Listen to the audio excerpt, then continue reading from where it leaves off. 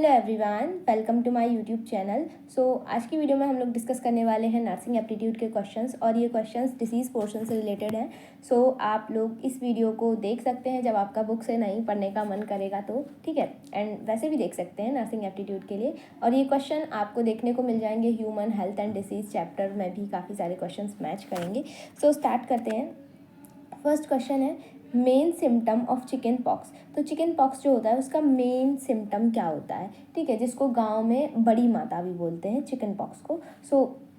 इसका main symptom पूछा गया है। ऑप्शन ए है red rashes with itching, option B है सीवियर कफ, ऑप्शन सी है leg swelling and option D है नेक स्टिफनेस।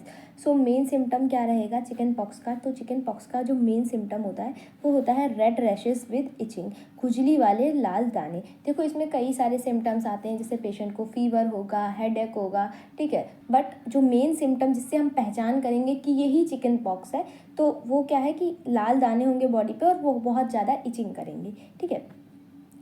नेक्स्ट क्वेश्चन देखते हैं। एक सेकेंड। नेक्स्ट क्वेश्चन है best way to prevent childhood viral diseases. बचपन की वायरल बीमारियों से बचने का सबसे अच्छा तरीका है। तो सबसे अच्छा तरीका क्या है? ऑप्शन ए है आइसोलेशन, ऑप्शन बी है मेडिसिन, ऑप्शन सी है वैक्सीनेशन एंड ऑप्शन डी है कोल्ड वाटर स्पॉन्जिंग। तो बचपन में जो बचपन की बीमारियां हैं जो बच्चों में मोस्टली होती हैं उनसे बचने का सबसे अच्छा तरीका क्या है? तो सबसे बेस्ट मेथड जो है वो है आपका वैक्सीनेशन। अब बाकी के अगर ऑप्शंस को देखा जाए तो आइसोलेशन, तो जब बच्चे को कोई बीमारी नहीं है उस टाइम पे हम आइसोलेट करेंगे क्यों? तो ये गलत हो जाएगा। मेडिसिन, जब कोई बीमारी हुई नहीं तो दवा किसकी दोगे आप, ठीक है। उसके बाद है कोल्ड वाटर स्पॉन्जिंग, तो वही चीज़ है कि कोई बीमारी होगी तभी आप इंटरवेंशन करोगे।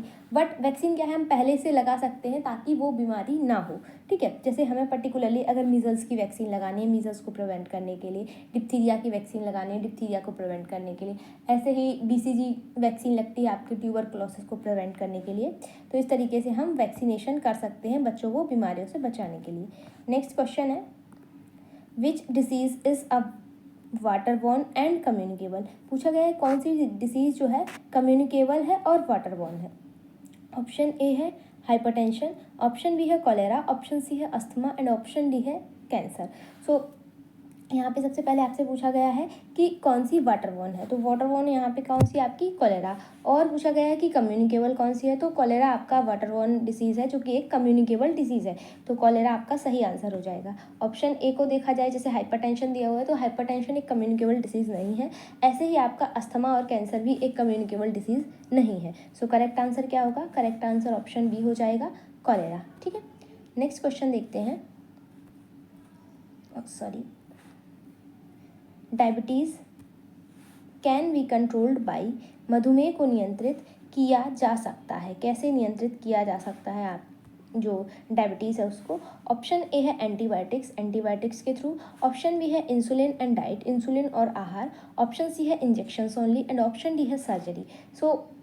अगर हमें किसी पेशेंट में डायबिटीज़ को प्रिवेंट करना है, कैसे कंट्रोल करना है, तो हम कैसे उसको कर सकते हैं? तो उसको कंट्रोल किया जा सकता है इंसुलिन और डाइट के थ्रू। पेशेंट को जो है जब ज़रूरत है उस टाइम पे इंसुलिन देना है और उसकी डाइट को इम्प्रूव मतलब मॉडिफाई करना है। जैसे पेशेंट बहुत ज़्यादा अगर शुगरी चीज़ें खा रहा है, बहुत ज़्यादा कार्बोहाइड्रेट ले रहा है तो उसको कम करना है हमें।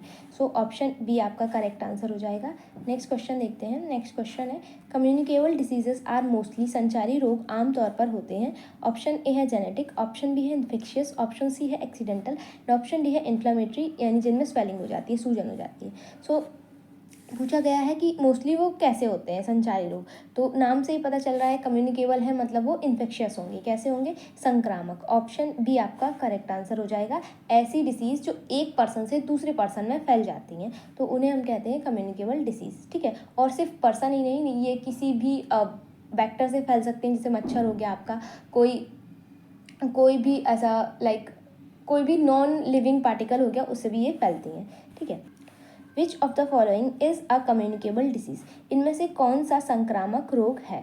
ऑप्शन ए है आपका डायबिटीज़, ऑप्शन बी है हाइपरटेंशन, ऑप्शन सी है ट्यूबरक्लोसिस एंड ऑप्शन डी है कैंसर। संक्रामक रोग कौन सा है यहाँ पे कम्युनिकेबल डिसीज़? तो वो होगा आपका ट्यूबरक्लोसिस, क्योंकि ये एक पर्सन से दूसरे पर्सन में हो सकता है। बट जो डायबिटीज़ है, हाइपरटेंशन है और कैंसर, ये एक पर्सन से दूसरे पर्सन में जनरली नहीं फैलता है, ठीक है। उसके बाद नेक्स्ट क्वेश्चन है आपका question number 7, covid is caused by which virus. तो कोविड-19 किस वायरस के कारण होता है? ऑप्शन ए है H1N1, ऑप्शन बी है आपका SARS-CoV-2, ऑप्शन सी है Ebola virus and option D है इन्फ्लुएंजा वायरस। तो कोविड-19 किससे फैलता है? ये फैलता है आपका SARS-CoV-2 वायरस से, ठीक है, SARS-CoV-2 वायरस। नेक्स्ट क्वेश्चन है कोविड-19 वाज फर्स्ट रिपोर्टेड इन। कोविड-19 सबसे पहले कहाँ पाया गया था? ऑप्शन ए है USA, ऑप्शन बी है चाइना, ऑप्शन बी है इंडिया, ऑप्शन सी है चाइना एंड ऑप्शन डी है इटली। तो फर्स्ट टाइम ये आया था चाइना में, ठीक है, सबको पता है, ये तो बहुत ही इजी क्वेश्चन था। नेक्स्ट क्वेश्चन है कोविड-19 का पता लगाने के लिए क्या प्रयोग किया जाता है? ऑप्शन ए है एक्सरे, ऑप्शन बी है CT स्कैन, ऑप्शन सी है RT-PCR टेस्ट और ऑप्शन डी है MRI। तो ये जितने भी स्कैन्स हैं इनसे नहीं पता चलता है कि कोविड-19 है या नहीं। उसके लिए हम क्या करते हैं? उसके लिए हम करते हैं RT-PCR टेस्ट। ऑप्शन सी आपका करेक्ट आंसर हो जाएगा। ये कन्फर्मेटरी टेस्ट होता है आपका कोविड-19 का। नेक्स्ट क्वेश्चन है बेस्ट प्रिवेंशन मेथड फॉर कोविड-19। कोविड-19 से बचाव का सबसे अच्छा तरीका क्या है? ऑप्शन ए है एंटीबायोटिक्स, ऑप्शन बी है सर्जरी, ऑप्शन सी है वैक्सीनेशन एंड ऑप्शन डी है होम्योपैथी। तो कोविड-19 से बचाव का सबसे अच्छा तरीका क्या है? ये है आपका वैक्सीनेशन, कि हमें हो नहीं उससे पहले ही हम क्या करवा लें, इम्यूनिटी उसके लिए ले लें, वैक्सीनेशन करवा लें, ठीक है। नेक्स्ट क्वेश्चन है diabetes is cause due to.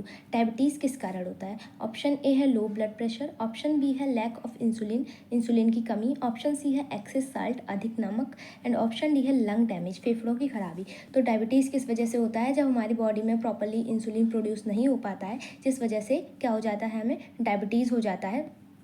तो करेक्ट आंसर क्या होगा आपका? Option B lack of insulin. अगर कोई क्वेश्चन नहीं समझ में आ रहा है तो आप लोग कमेंट बॉक्स में पूछ सकते हैं, ठीक है, मैं थोड़ा जल्दी एक्सप्लेन कर रही हूँ। नेक्स्ट क्वेश्चन है which device helps deliver asthma medicine directly to lungs. कौन सा उपकरण अस्थमा की दवा सीधे फेफड़ों तक पहुँचाता है? ऑप्शन ए है थर्मोमीटर, ऑप्शन बी है इन्हीलर, ऑप्शन सी है नेबुलाइजर एंड ऑप्शन डी है ब्लड प्रेशर कफ। तो यहाँ पे आपसे पूछा गया है कि कौन सा ऐसा उपकरण है जो अस्थमा की दवाई सीधे लंग्स तक पहुंचाता है। तो कौन सा ऐसा उपकरण है? ये है आपका इन्हीलर, ऑप्शन बी। ऐसे आपने देखा होगा जैसे विक्स इन्हीलर होता है ना, वैसे ही अस्थमा का इन्हीलर आता है जिसको आपने देखा होगा मूवीज़ वगैरह में, वो लोग यूज़ करते हैं जैसे उनको अस्थमैटिक अटैक आते हैं तो वो लेते हैं स्प्रे जैसा, तो वो होता है इन्हीलर, ठीक है। नेक्स्ट क्वेश्चन है hypertension is also known as. Hypertension को और किस नाम से जाना जाता है? ऑप्शन ए है स्लो किलर, ऑप्शन बी है साइलेंट किलर, ऑप्शन सी है heart poison and option D है आपका वाइट डिसीज़। तो हाइपरटेंशन को नाम जाना जाता है आपका साइलेंट किलर के नाम से, क्योंकि इनिशियली जब स्टार्टिंग में हाइपरटेंशन होना शुरू होता है तो उसके जल्दी से सिम्टम नहीं आते हैं। मोस्टली लोगों में ये सिम्टम्स तब आते हैं जब वो कंडीशन ज़्यादा सीवियर हो जाती है या हाइपरटेंशन एक लिमिट क्रॉस कर जाता है, उसके बाद ही सिम्टम्स आते हैं। तो इसको हम कहते हैं हाइपरटेंशन, और हाइपरटेंशन की वजह से बॉडी के बाकी के ऑर्गन्स जो है वो डैमेज होने लगते हैं, ठीक है। नेक्स्ट क्वेश्चन देखते हैं 15 है which joint disease is most common in elderly. वृद्धों में सबसे सामान्य जोड़ रोग कौन सा है? ऑप्शन ए है फ्रैक्चर, ऑप्शन बी है ऑस्टियोआर्थराइटिस, ऑप्शन सी है स्प्रेन एंड ऑप्शन डी है रिकेट्स। तो कौन सा डिसीज़ ओल्ड एज में सबसे कॉमन है? तो ये है आपका ऑस्टियोआर्थराइटिस। ऑस्टियोआर्थराइटिस क्या है? ये एक आपका बोन डिसीज़ है जो कि क्या होता है ओल्ड एज में मोस्टली हमारी जो बोन डेंसिटी है वो कम होने लगती है ओल्ड एज पर्सन में, तो उसमें आर्थराइटिस देखने को मिलता है, ठीक है। ऑप्शन बी आपका करेक्ट आंसर हो जाएगा। सो आज की वीडियो में हम इतने ही क्वेश्चन करेंगे, और जिन लोगों को डाउट है तो ये क्वेश्चंस जो है वो मिशन UP CNET बुक से हैं, ठीक है। जिन लोग के पास नहीं है तो वो यहाँ से प्रैक्टिस कर सकते हैं। बाकी कोई भी क्वेश्चन नहीं समझ में आया होगा तो आप लोग कमेंट बॉक्स में पूछ सकते हैं। सो पढ़ाई करते रहो, मिलते हैं नेक्स्ट वीडियो में, बाय बाय।